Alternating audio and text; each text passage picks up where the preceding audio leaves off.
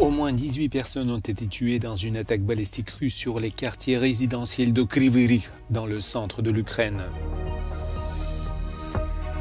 Dans le détroit de Kertch, la Russie poursuit son opération de nettoyage des côtes après une marée noire survenue en décembre dernier. Les tarifs douaniers de base de 10% imposés par Donald Trump sont entrés en vigueur ce samedi. Des taxes supplémentaires d'un 20% pour l'UE devraient suivre la semaine prochaine. Selon les autorités ukrainiennes, la Russie a visé vendredi les quartiers d'habitation de Kryvyi Rih au centre du pays avec des missiles balistiques. Au moins 18 personnes ont été tuées, dont 9 enfants, et plus de 60 autres, dont 12 enfants, ont été blessés. Selon l'administration locale, le bilan pourrait continuer à s'alourdir à la suite de cette attaque contre un quartier résidentiel. Certains des blessés ont subi des blessures graves. Le président ukrainien Volodymyr Zelensky affirme qu'au moins 5 bâtiments ont été endommagés en cours de cette opération et accuse la Russie de ne vouloir que la guerre. Les attaques ont coïncidé avec la visite d'un émissaire spécial du Kremlin à Washington pour des discussions avec les membres de l'administration Trump. Kirill Dmitriev, qui dirige le Fonds souverain russe, affirme que ces entretiens avec les responsables américains ont permis d'explorer les moyens de normaliser les relations entre Moscou et Washington. Volodymyr Zelensky, quant à lui, estime que la visite de Dmitriev avait pour but de discuter de la possibilité de libérer 300 milliards d'euros d'actifs russes gelés.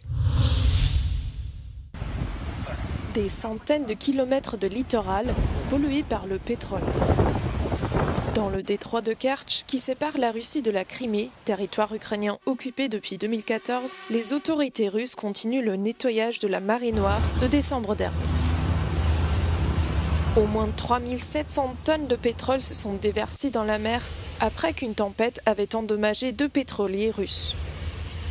L'incident, qualifié de catastrophe écologique par le président russe Vladimir Poutine, a entraîné la mort de plusieurs dizaines de cétacés et a contaminé des milliers de tonnes de sable et de terre.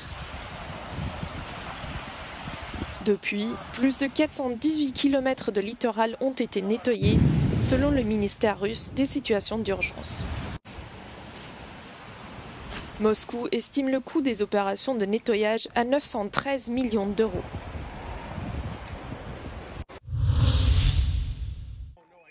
Les droits de douane de base de 10% imposés par Donald Trump sur toutes les importations en provenance de plus de 180 pays et territoires sont entrés en vigueur ce samedi après 48 heures d'agitation, de récrimination réciproque et de panique boursière.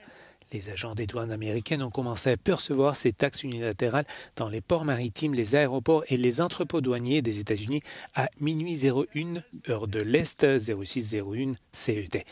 Des droits de douane plus élevés sur les marchandises provenant de 57 grands partenaires commerciaux devraient entrer en vigueur la semaine prochaine, y compris pour l'UE qui sera frappée d'un taux de 20%. Les tarifs imposés par Donald Trump ont déclenché une escalade de la guerre commerciale avec plusieurs pays déjà imposant leurs contre-mesures et provoqué la chute des marchés mondiaux.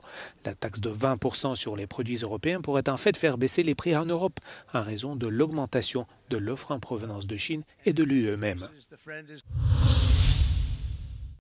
C'est un coup sévère contre le crime organisé. La police espagnole a annoncé samedi avoir démantelé un réseau de trafic de drogue qui faisait entrer de la cocaïne en Espagne via le port de Valence. Le réseau est soupçonné d'être lié à la branche belge du gang Hells Angels, un club de motards considéré comme une organisation criminelle dans son pays d'origine, les États-Unis. Han sido detenidas 20 personas, 17 en España, 2 en Bélgica y 1 en Francia, y se han llevado a cabo 11 registros en España y Bélgica, en los que se han intervenido más de 1000 kilos de cocaïna.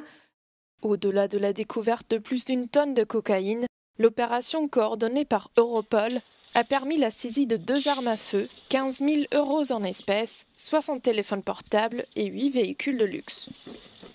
Les forces de l'ordre ont également bloqué 27 comptes bancaires et saisi 8 biens immobiliers. Parmi les 20 personnes arrêtées, 10 ont été placées en détention provisoire, selon la police espagnole.